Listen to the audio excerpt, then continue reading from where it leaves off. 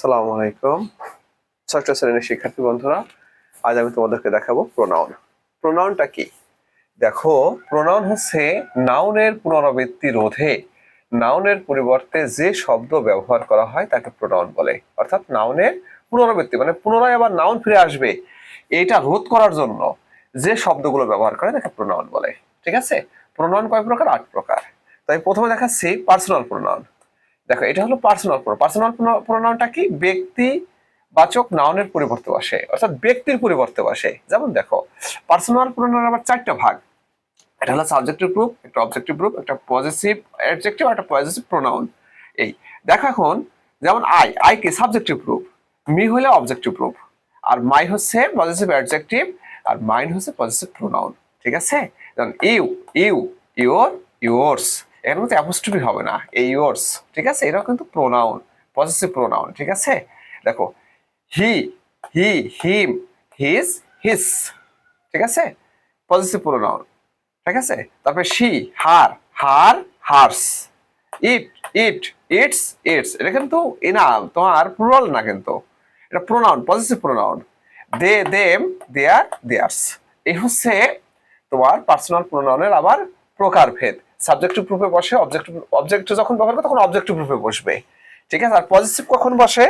Positive হলো যখন এই জিনিসটা আমার এরকম বোঝানো হয়, সেক্ষেত্রে পজিটিভটা রূপটা বসে। তো সাবজেক্টটা যখন বসে, দেখো একটা উদাহরণ দিচ্ছি আমি তোমাকে। We live in Dhaka. দেখো, এই উই কিন্তু সাবজেক্টিভ রূপে বসছে, তাই না? এটা কিন্তু প্রোনাউন বাট সাবজেক্টিভ রূপ।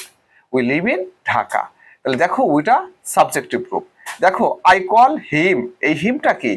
হিম কিন্তু দেখো, এটা কিন্তু প্রোনাউন, কিন্তু অবজেক্টে বসার কারণে সে অবজেক্টিভ রূপে বসছে। অবজেক্টে বসলে সে অবজেক্টিভ রূপে বসে। তার মানে দে আর মাই ফ্রেন্ড, এটা কি? পজিটিভ। দেখছো, দে আর মাই ফ্রেন্ড, আমি তো পজিটিভ বলছি। পজিটিভ অর্থ কি? জিনিসটা আমার। দে আর মাই ফ্রেন্ড, আমার বন্ধু। ঠিক আছে? দিস ইজ মাই হোম, এই দেখো এই মাইটা কি? পজিটিভ। আর দিস হাউস ইজ মাইন, এটা পজিটিভ প্রোনাউন। ঠিক আছে ফ্রেন্ড? তো ফ্রেন্ডস, এখন তোমাকে দেখাবো আমি তোমার ডেমনস্ট্রেটিভ প্রোনাউন। তাহলে ডেমনস্ট্রেটিভ প্রোনাউনটা কি? এক বা একাধিক ব্যক্তি বা বস্তুকে নির্দেশ করে। অর্থাৎ এক বা একাধিক ব্যক্তি বা বস্তুকে বোঝাবে, সে হলো ডেমনস্ট্রেটিভ প্রোনাউন।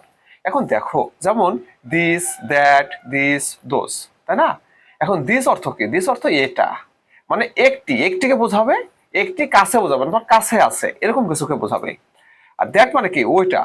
এর অর্থ হচ্ছে একটি জিনিসকে বোঝাবে কিন্তু দূরে। হ্যাঁ, যেমন যদি আমি বলি দিস ইজ মাই বুক, এই হয় আমার বই, তাই না?